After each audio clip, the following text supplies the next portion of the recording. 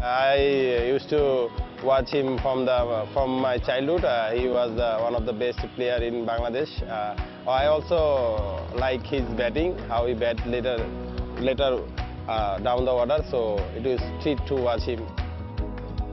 ওর সাথে আমি মিনিমাম আরও 8-10 বছর আগে ওকে দেখেছি, আরও ছোট দেখেছি, তখন ডোমেস্টিক খেলে, তো তখন থেকে আমি ওকে চিনি। আর আমাদের রংপুর রাইডার্সে কিন্তু ওই এই গত বছরের আগে 2022-এও খেলেছে, তারপর 23-এ খেলেছে, মাঝখানে একটা গ্যাপ করছে, আবার আসছে।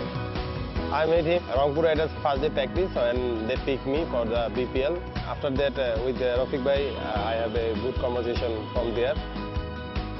Whenever I come to practice he always take care of me. How can I bowl? What can I do better?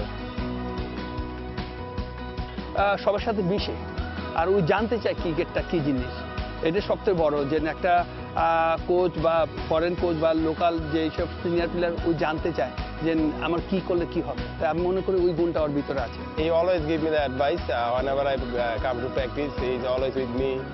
Always I try to give me advice and try to how can I get better. He is a very humble guy and very good person. Always help players in the ground, off and on the field. I think he is a very good human being to surrounding the field. ওই ছেলেটা অনেক talent আছে এবং একে নিয়ে আমি 2-3 বছর কাজ করতেছি, বাট আমি মনে করি যে নেক্সট জেনারেশন হিসাবে ওই অনেক বাংলাদেশ টিম ভবিষ্যতে আসবে। আলহামদুলিল্লাহ মনে করি ফিউচার খুব ভালো, বাট সুযোগ দিতে হবে, নতুন ছেলেদের সুযোগ দিতে হবে।